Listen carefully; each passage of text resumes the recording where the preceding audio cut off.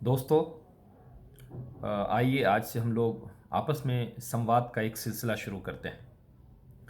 और ये संवाद हमेशा किसी न किसी इम्पोर्टेंट टॉपिक्स पे हुआ करेगी। कभी इत्तेफाक से कोई करंट अफेयर्स पे हो जाएगी बात, वक्त के हिसाब से, हालात के हिसाब से। आज हम लोग आपस के संबंधों पे बात करते हैं। एक समाज में हम अलग अलग धर्म के, संप्रदाय के, अलग अलग जाति के, अलग अलग रेस के लोग रहते हैं। इन सब में हमारा आपस में संबंध कैसा होना चाहिए, इस पे चर्चा करते हैं। ये बहुत कॉमनली हम देखते हैं कि हम सब जब बात करते हैं, अपने मोहल्ले में कोई हमारा साथी आता है, दोस्त आता है, और अगर पूछता है कि भाई यहाँ पे कैसी आबादी है, किन की आबादी है, तो हम बताते हैं कि साहब यहाँ पे इतनी आबादी फ़लाँ लोगों की है, इतनी आबादी फ़लाँ लोगों की है।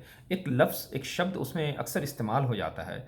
हम कहते हैं कि ये आप जो देख रहे हैं, ये सड़क देख रहे हैं, इस सड़क से इस तरफ ये हमारी आबादी है, और इस सड़क के उस तरफ ये दूसरों की आबादी है। ये दूसरे कौन हैं? हमने कभी गौर किया कि ये दूसरे कौन, हम किन को दूसरा कह रहे हैं और कौन हमारा अपना है? आइए इसी रिश्ते पे कुछ बात कर लेते हैं। मैं जानता हूँ कि आप सब ज्ञानी आदमी हैं, आप सब मुझसे बेहतर तरीके से सारी चीज़ों को जानते होंगे, लेकिन बाज़ दफ़ा कभी कभी किसी चीज़ को रीडिस्कवर भी कर लिया जाता है। आइए देखते हैं इसमें शास्त्र भी क्या कहते हैं। हम सब ने सोचा कि हम एक माता पिता की संतान, आपस में भाई भाई भाई हैं। ये रिश्ता तो सब जानते हैं, लेकिन कभी गौर किया कि हमारे मोहल्ले में, समाज में रहने वाले दूसरे लोग, दूसरे धर्म के, संप्रदाय के लोग, उनसे हमारा क्या रिश्ता है? आइए उस रिश्ते के बारे में भी सोचते हैं कभी। ये हम सब जानते हैं कि एक माता पिता के द्वारा जिस संतान की उत्पत्ति होती है, वो चाहे दो हों, चार हों, ये चूंकि एक माता पिता की संतान है, इसलिए ये आपस में भाई भाई होते हैं, भाई भाई। हालांकि इनमें बहुत अंतर हो सकता है। इनमें रंगों का अंतर हो सकता है, इनमें उनके सारा शारीरिक संरचना का अंतर हो सकता है, और उनके शौक का, और उनके कुशाग्रता का, उनके रंग का, इन सब चीज़ों में अंतर हो सकता है। इन सब अंतर के बावजूद एक माता पिता के द्वारा जो जिन संतान की उत्पत्ति होती है, वो आपस में भाई भाई कहलाते हैं। और ऐसी मोहब्बत होती है उनमें कि अगर ये चार भाई, पांच भाई कहीं खड़े होते हैं, और कोई बाहर से कोई दूसरा आदमी आ जाता है, कुछ कहता है, तो ये चारों पूरी शक्ति के साथ खड़े हो जाते हैं उनका मुकाबला करने के लिए। हालांकि इनमें अंतर है, कोई गोरा है, कोई काला है, कोई पढ़ने में बहुत तेज़ है, कोई पढ़ने में कम है, कोई संगीत से में अभी रुचि रखता है, किसी को संगीत में कोई शौक़ नहीं है, कोई फुटबॉल का दीवाना, कोई क्रिकेट का दीवाना। इतने अंतर के बावजूद ये आपस में भाई भाई होते हैं, और इतनी मोहब्बत होती है। क्यों? क्योंकि एक माता पिता की संतान है। ये माता पिता उस माता पिता की संतान है, इसकी गवाही कौन देती? माँ देती है, परिवार के सदस्य देते हैं। बस इसी गवाही पे ये आपस में भाई भाई हो जाते हैं। बहुत बड़ी गवाही है। लेकिन कभी गौर किया कि हम सब का पैदा करने वाला, हमारा सृष्टिकर्ता, हमारा ईश्वर जो सर्वशक्तिमान है, सर्वज्ञानी है, वो गवाही देता है कि हमने तुम सबको, इस विश्व में बसने वाले सारे इंसानों को, एक मर्द और एक औरत से पैदा किया। कुरान में एक चैप्टर है सूरह हुजरात। इस सूरह हुजरात 49th चैप्टर है, उसकी आयत है 13th आयत।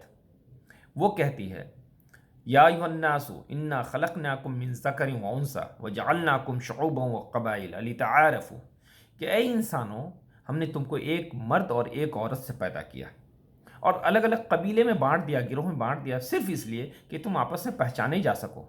किसी गिरोह को किसी दूसरे गिरोह पर प्राथमिकता नहीं दी है, ये सिर्फ इसलिए है कि पहचाने जा सको। हाँ, प्राथमिकता किस बेसिस पे है? जो आध्यात्मिक रूप से या भलाई के रूप में या ईश्वर को ज़्यादा प्यारा होता है, अगर उसके अंदर तकवा होता है, परहेजगारी होती है, सादगी होती है, शीतलता होती है, दूसरों को मदद करने की क्षमता होती है, उस ईश्वर को पहचानने की क्षमता होती है, इस बेसिस पे कोई ईश्वर के नज़दीक प्राथमिकता पा सकता है। परंतु धन, दौलत, रंग, इन सब चीज़ों पे कोई प्राथमिकता नहीं हो सकती। बहरहाल मेन मकसद यहाँ पे ये है कि वो ईश्वर कह रहा है कि हमने तुमको एक मर्द और एक औरत से पैदा किया।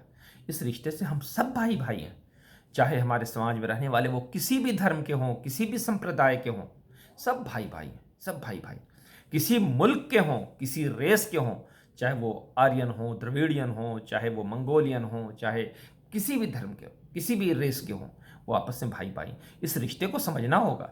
अगर हम इस रिश्ते को समझ लेते हैं तो फिर हम बहुत प्यार के साथ इस समाज में रह सकते हैं। हमारे अंदर कुछ अंतर हो सकते हैं, कुछ अंतर ये बहुत नेचुरल है। जहाँ दो अलग अलग, तीन अलग अलग लोग रहेंगे, सोच में अंतर हो सकता है, लेकिन अगर हम ये समझ लेंगे कि ये हमारा भाई है तो उस अंतर पर हम बैठ के बात कर सकते हैं, बैठ के बात कर सकते हैं, बात किया जाएगा, है ना। अगर कहीं पे कोई चीज़ लगे कि हमारे अंदर कुछ गलतियां हैं, हम उन गलतियों को दूर करेंगे। अगर लगेगा कि हमारे भाई के अंदर कोई गलती है तो भाई से रिक्वेस्ट करेंगे कि भाई इस चीज़ को इस तरीके से देख लो। हम किसी पे कोई अपना आइडिया थोप नहीं सकते हैं। कुरान नहीं कहता है, कुरान तो कहता है ला इकराहा फिद्दीन, कि दीन में कोई ज़बरदस्ती है ही नहीं। फिर हम क्यों अपने आइडिया को थोपना चाहते हैं। हाँ, हम ये कर सकते हैं कि अपनी बातों को एहसन तरीके से, रैशनल अंदाज में अपने भाई के पास रख सकते हैं। वो अगर मान लेता है तो बहुत अच्छी बात है, नहीं मानता है तो फिर नफरत नहीं कर सकते, क्योंकि वो हमारा भाई है।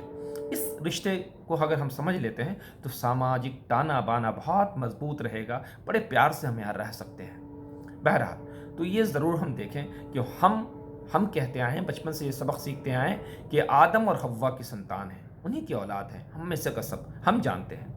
इसी आदम और हव्वा को हमारे सनातन धर्मी भाई स्वयंभू मनु और माता शत्रुपा के नाम से याद करते हैं। शास्त्रों के हिसाब से सर्वप्रथम जिस पुरुष को पैदा किया उनका नाम स्वयंभू मनु था, और जिन स्त्री को पैदा किया गया था उनका नाम माता शत्रुपा था। सिर्फ नाम का अंतर पा। और हमारे क्रिश्चियन भाई ये उसी प्रथम पुरुष को एडम के नाम से याद करते हैं और प्रथम स्त्री को ईव के नाम से याद करते हैं। इससे पता ये चला कि आदम और हव्वा, स्वयंभू मनु और माता शत्रुपा, एडम एंड ईव, ये सब एक ही हैं, एक ही प्रथम पुरुष और प्रथम स्त्री के अलग अलग नाम हैं। नामों से कोई अंतर नहीं पड़ता मेरे भाई, असल गुण देखना पड़ता है। नाम बहुत कॉमन चीज़ है। भाषाएं तो बदल जाती हैं, 25 किलोमीटर 30 किलोमीटर की दूरी पे भाषा बदल जाती है।